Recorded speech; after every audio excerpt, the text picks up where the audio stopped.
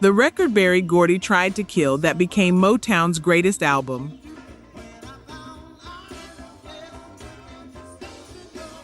You know this song. You have been hearing it your entire life. In films, in classrooms, in protests, in private moments of grief you have never described to anyone. It is one of the most recognized recordings in the history of American music.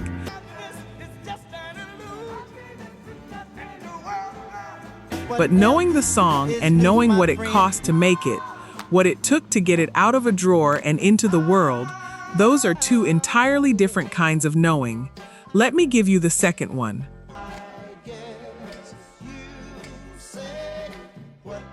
This is the story of the record Berry Gordy called, in his own words, the worst thing I have ever heard in my life.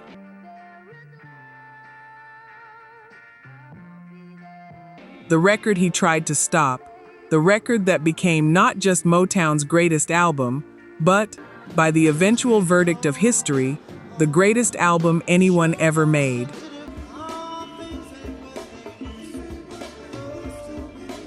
Number 10.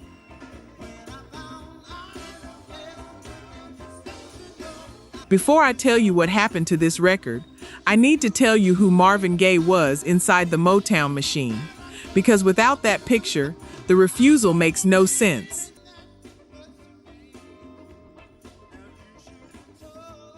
Marvin Pence Gaye Jr. was born in Washington, D.C. in 1939. He arrived at Motown in 1961, 21 years old, with a voice that made everyone who heard it reach for a word they didn't quite have.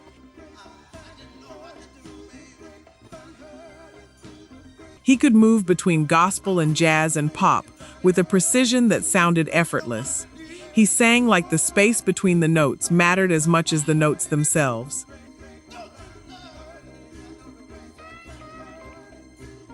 If you grew up in a house where Motown was part of the air on Sunday mornings, you already understand what I am about to describe. You already know this voice.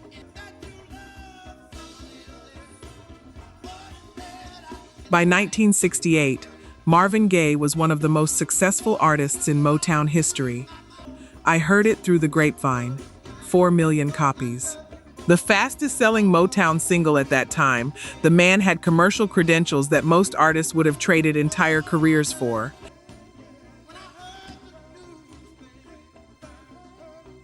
And Berry Gordy owned every inch of it. Not just the contracts, the image, the presentation, the subject matter. Every Motown artist passed through a finishing school that taught them to carefully avoid controversy in their music, in their interviews, in their public lives. The formula was simple and precise: relationship songs.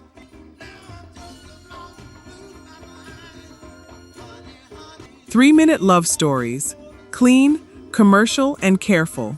Berry Gordy called it the sound of young America, and it worked with a discipline that made him one of the most powerful men in the music industry. Marvin Gaye was expected to stay inside that formula, and for years, quietly, obediently, he did.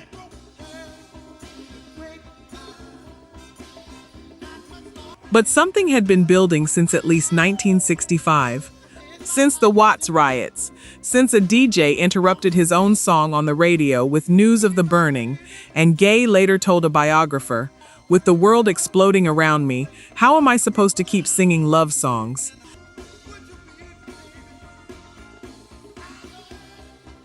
That question had no outlet. Not yet, but the fault line had opened, and it was going to widen.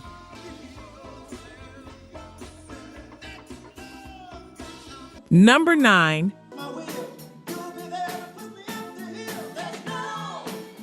Her name is Tammi Terrell, born Thomasina Winifred Montgomery, Philadelphia, 1945. She was 21 years old when Motown paired her with Marvin Gaye as a duet partner.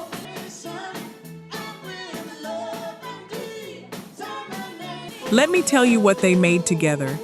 Ain't No Mountain High Enough, Your Precious Love, Ain't Nothing Like the Real Thing, You're All I Need to Get By, recordings that sounded like evidence that love was a permanent condition. The world believed they were in love. They were not. They were something rarer.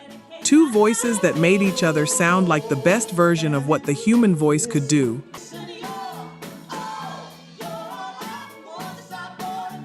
And then, in October 1967, during a concert performance, Tammi Terrell collapsed in Marvin Gaye's arms on stage. She was 22 years old.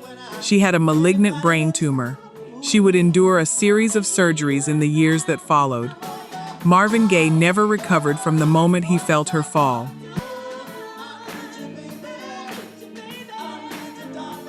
There is a decision on this list, made by one man in a position of absolute authority, that I need you to carry with you as we move through this story.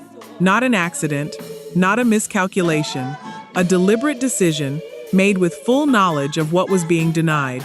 We will get there.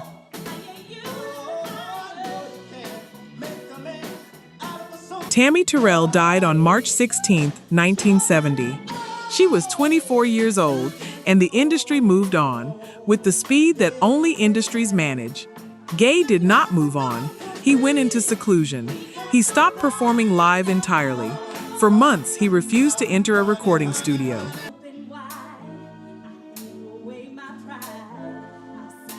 At her funeral, Marvin spoke to her as if she was going to respond.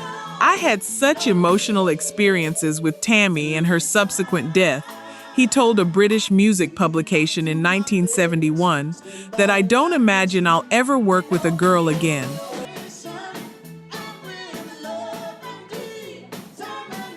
And I need you to hold that for a moment, because what I am describing is not grief as a stage in a narrative. What I am describing is a man whose last good reason to keep singing the assigned songs had just been taken from him, who now had nothing left to protect himself from what he actually needed to say.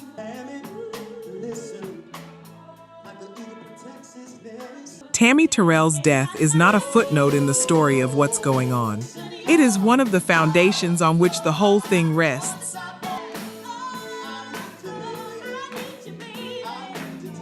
While he was still in the deepest part of that grief, letters started arriving. And what was inside those letters is the direct line between the worst moment of Marvin Gaye's life and the greatest album Motown ever produced. Real talk. Only 9% of you are subscribed. That hurts. We're spending hours digging through archives, fact-checking every detail, bringing these stories back to life. And if you're watching this far, you clearly care. So hit subscribe. It's free and takes 2 seconds. Now, to my subscribers, barely any of you have joined the membership. And honestly, that stings even more. You know the work we put in. You keep coming back. If these videos have ever made you feel something, if this music means something to you, join the membership. It's $1 coffee a month, and it's the only way we keep this going. Let's build this together. All right, back to it. Number 8. What else is new, my friend? While Marvin Gaye was still grieving, his younger brother Frankie was serving in the United States Army in Vietnam.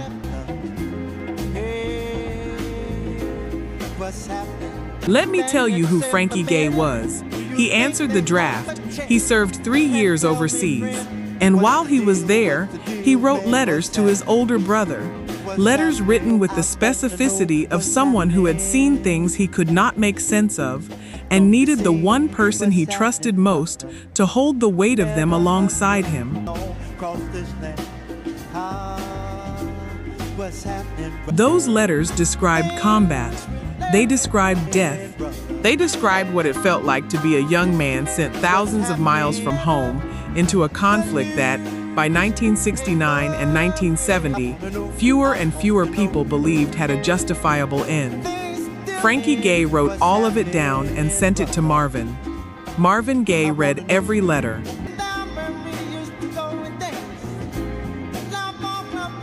And I want to be precise about this, because this is not metaphor. The title track of What's Going On is written from the perspective of a Vietnam veteran returning home.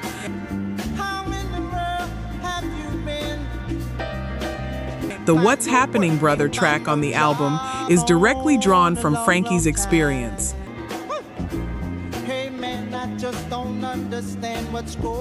The lines about war, the lines about fathers and sons, the lines about coming home to a country that didn't quite recognize you, they came from those envelopes, from those specific accounts, from Frankie's testimony, delivered in handwriting, across thousands of miles.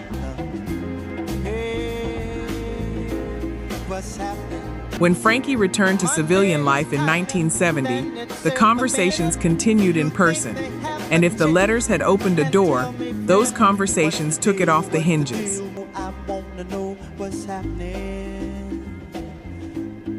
What Marvin Gaye knew by the middle of 1970 was this: he was carrying something that could not fit inside a 3-minute love song, something the Motown formula was not built to hold.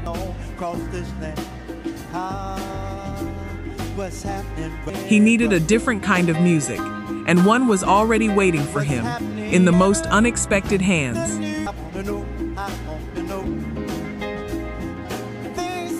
Number 7.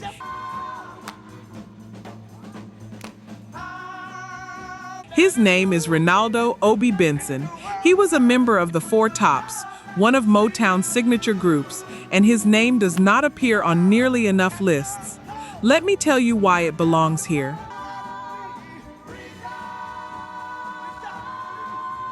May 15th, 1969.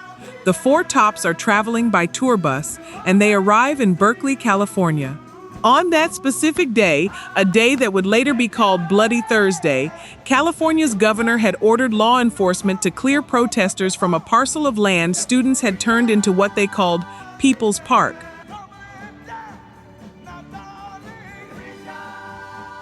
The police cleared it, and then an unarmed crowd of 4,000 people converged and was met with lethal force.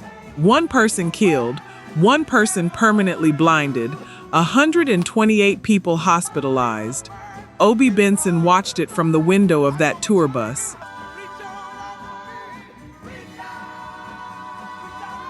He said later, "I saw this and started wondering, what was going on? What is happening here?"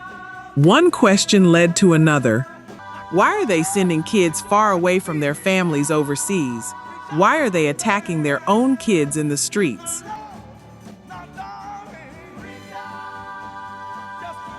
He went back to Detroit and wrote a song with Motown songwriter Al Cleveland. He brought it to the rest of the Four Tops. They turned it down. They called it a protest song. Benson said, "I said no, man. It's a love song. About love and understanding. I'm not protesting. I want to know what's going on."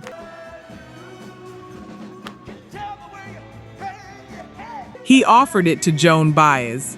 She declined. "Hold this name, Obie Benson. You are going to want to remember it after today." He brought the song to Marvin Gaye. And Marvin Gaye, who was by that point carrying letters from Vietnam, the weight of Tammi Terrell's death, and years of creative suppression at the hands of the most powerful man in Motown, recognized what it was immediately.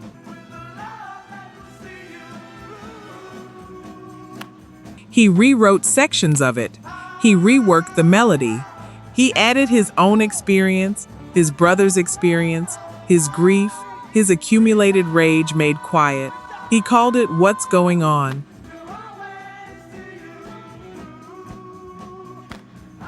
And then he did the thing that would set everything that follows in motion.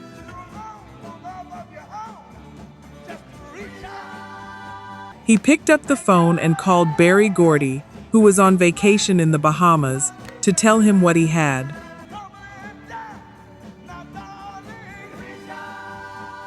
Number 6.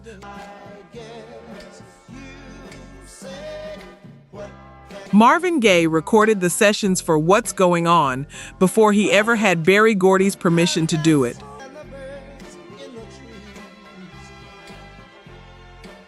He paid for them himself, out of his own money. He brought in members of the Funk Brothers, Motown's legendary house band, along with members of the Detroit Symphony Orchestra to provide the orchestral textures the song required. And for the ambient street conversation that opens the title track, he recruited two of his friends from the Detroit Lions football team to improvise the kind of sound you'd hear on a Detroit corner. He was not making a demo, he was making the record. And then something happened in the studio that nobody planned. Gaye had recorded two separate vocal takes and asked to have them played back so he could choose one.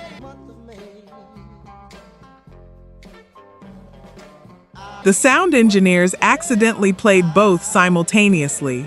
What you hear on What's Going On, that layered, intimate, conversational quality in the voice, the sense that the singer is both speaking to you and speaking to himself, was not a production decision. It was a mistake that became the signature of the recording.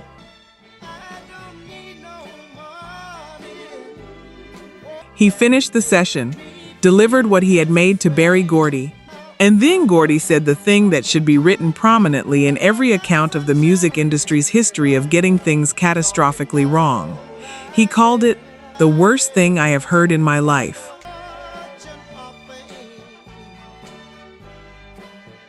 And I will say clearly what most people in this conversation do not say out loud. This was not purely a commercial calculation.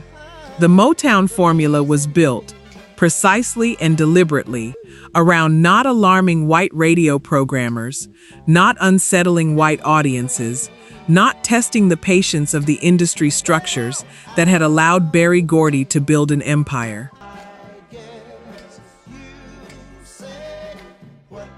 A record about Vietnam and police brutality and the failing of American cities was not commercially risky in the abstract. It was culturally subversive within the specific politics of what Motown had built itself to be.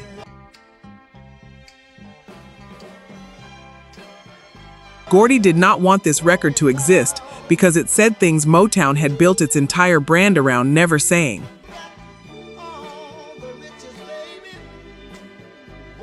That is the truth of what happened, and it deserves to be said clearly.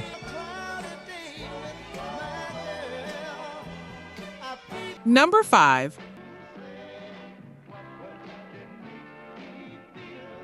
Marvin Gaye's response to Berry Gordy's refusal was not a negotiation. He went on strike.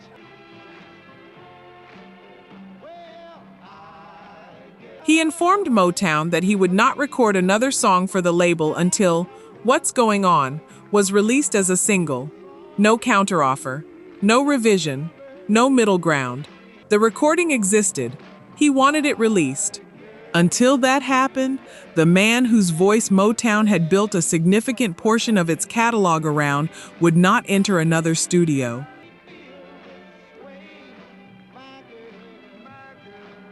And I want to be precise about what he was risking. Gaye was not independently wealthy. He owed money. His marriage to Anna Gordy, Berry's sister, was already dissolving. The professional and the personal were completely entangled in the same family. Walking away from the label was not a clean decision. It was the decision of a man who had concluded that what he needed to say was worth more than the safety of keeping his head down. This is the decision I mentioned earlier. Now that you have the full picture, Tammi Terrell's death, the letters from Vietnam, the song that came from witnessing state violence in Berkeley, I want you to understand what it meant for the most powerful man at Motown to listen to this recording and choose suppression. This was not neglect. He knew what he was doing. The standoff might have lasted indefinitely, but Motown had people other than Berry Gordy, and two of them, Vice President Barney Ailes and A&R executive Harry Balk, made a decision that Gordy had not authorized. On January 17, 1971, they pressed 100,000 copies of What's Going On and released it to radio stations across the country, without telling Berry Gordy it was happening. The record that the head of Motown had called the worst thing he had ever heard was now in the world.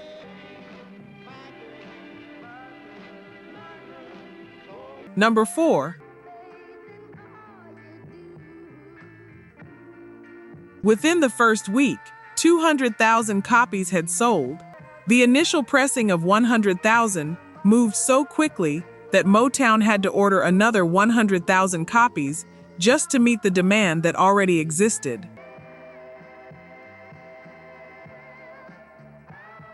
Berry Gordy, in the Bahamas, was informed of what had happened.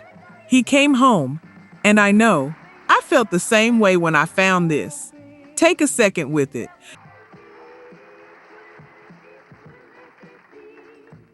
The man who said no, who called it commercial poison, who told Marvin Gaye he was going to ruin his own career, came home to a record that had sold 200,000 copies in a week and was being played on every station that had received it.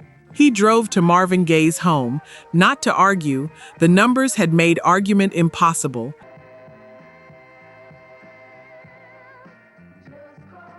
He sat with Gaye and delivered what, given everything he had said, must have been a remarkable speech. He would give Marvin Gaye creative control over the full album. He would let him do what he wanted with the music.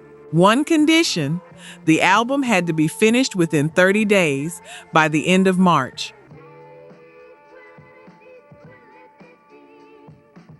Marvin Gaye said yes. Within weeks, What's Going On reached number 1 on the Billboard R&B chart, where it stayed for 5 weeks. It peaked at number 2 on the Billboard Hot 100. It reached number 1 in Cashbox. It became, by the end of 1971, the fastest-selling single in Motown's history, with over 2.5 million copies sold.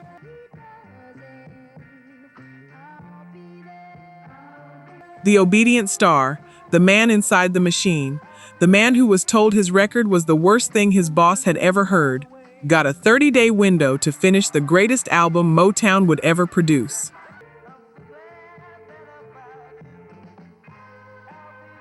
Number 3. Marvin Gaye returned to the studio on March 17, 1971.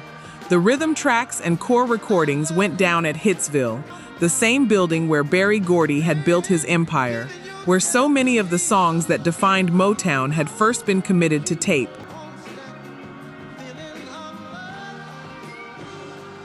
The strings and horns and lead vocals were recorded at Golden World and United Sound Studios in Detroit, with additional sessions completed in Los Angeles. He finished What's Going On March 30, 1971.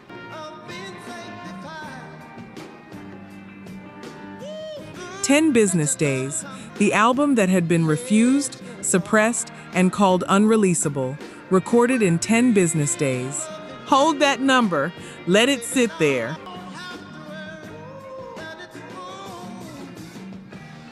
What's Going On was released on May 21, 1971, on Tamla, the Motown subsidiary label. It shipped gold, and then it kept going.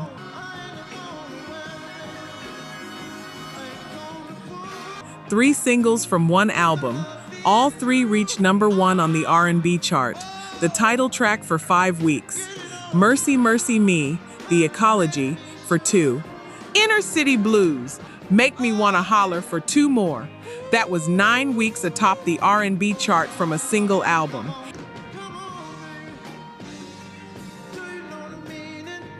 And on the pop chart, all 3 crossed into the top 10, making Marvin Gaye the first male solo artist in history to place 3 top 10 singles on the Billboard Hot 100 from one album.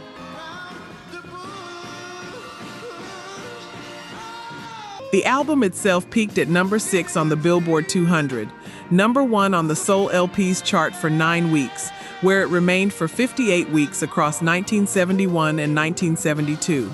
It became Motown's best-selling album in the label's history, a record that held until Gaye himself surpassed it with Let's Get It On in 1973.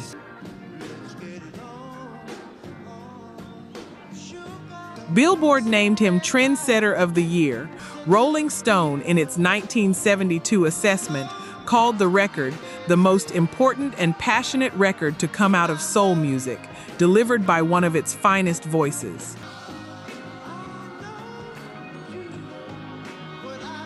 After What's Going On, Gaye renegotiated his Motown contract for $1 million, making him the highest-earning soul artist and the highest-earning black artist in the music industry at that time. He also secured complete creative control over his recordings, for life.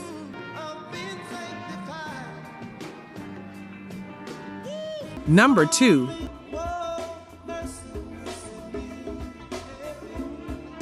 The world took time to say what What's Going On actually was. That is the nature of verdicts that matter. They arrive with deliberateness, not speed. And this one arrived in full.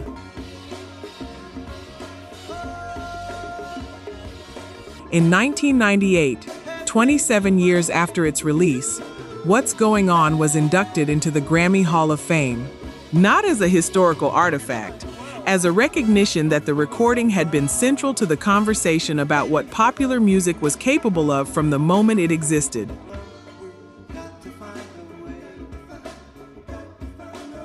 The Library of Congress added it to the National Recording Registry, not a popular music honor, a determination by the institution responsible for preserving cultural records that this album is a document worth keeping for as long as the country keeps documents.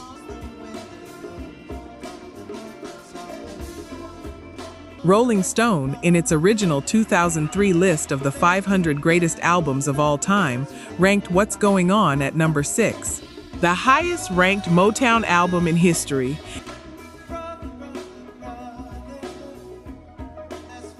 And then in 2020, Rolling Stone revised the list. More than 300 musicians, critics, producers, and industry figures cast votes, and What's Going On moved from number 6 to number 1. Not Sgt. Pepper's Lonely Hearts Club Band, not Pet Sounds. The record Berry Gordy had called the worst thing he had ever heard in his life was voted, by the people most qualified to make that determination, the greatest album ever made in popular music.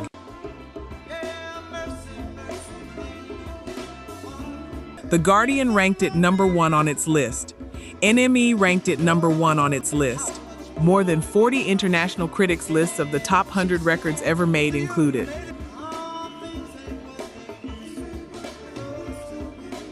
And whether what Motown did to this record was about commercial fear or about something more deliberately political, I think you already know where you come down on that. I think you have known since entry #6.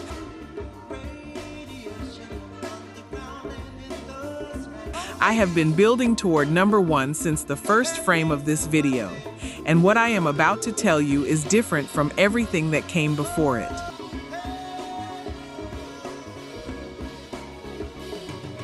The critics' verdict matters. The Library of Congress matters. The Grammy Hall of Fame matters.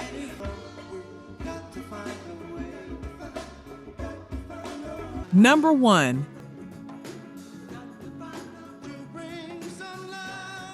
Berry Gordy built Motown. He signed Stevie Wonder at 11 years old. He built Diana Ross into a global figure.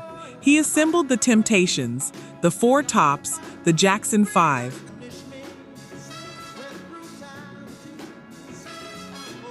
He created an empire from a 2-story house on West Grand Boulevard in Detroit, and a sound that crossed every barrier the American music industry had constructed.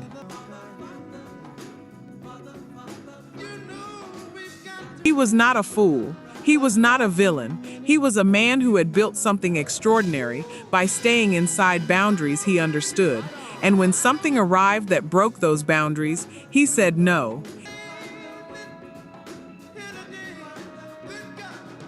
He said it loudly. He said it specifically. He called it the worst thing he had ever heard in his life. And then he tried to make sure the world never heard it. The world heard it anyway.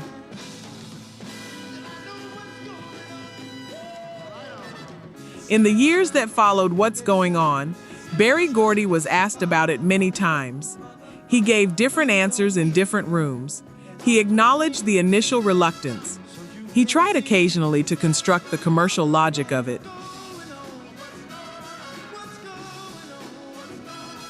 He was a man who had been spectacularly, historically wrong, and he navigated that fact with varying degrees of grace across different decades.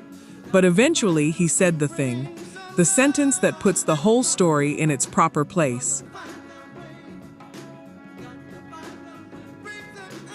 Berry Gordy, the man who called What's Going On the worst thing he had ever heard in his life, eventually went on record and said this: "What's Going On is probably the greatest piece of work that Motown has ever put out." I will give him the probably. He earned it by being wrong in exactly the right direction.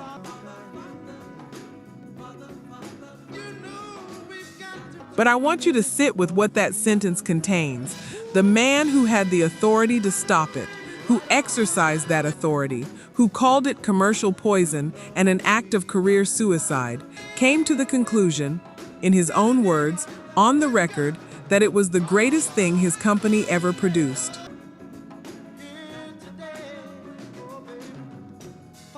That is not a footnote. That is the entire story, compressed into one sentence.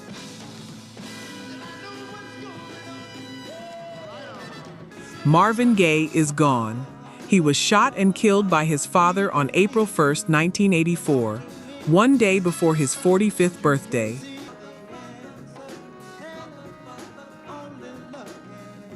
He did not live to hear Rolling Stone name What's Going On the greatest album of all time.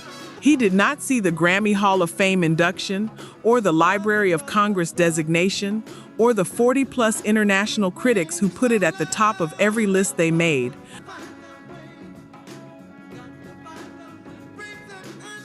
But he made it, when the most powerful man in his professional world told him not to, when the formula said stay in line, when the industry said this was not what the music was supposed to be. He made it anyway, without permission, with his own money, in 10 business days.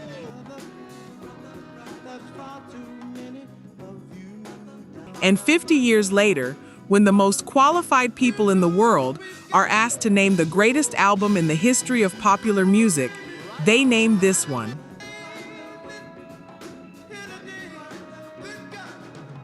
That is what a voice sounds like when it finally refuses to be managed,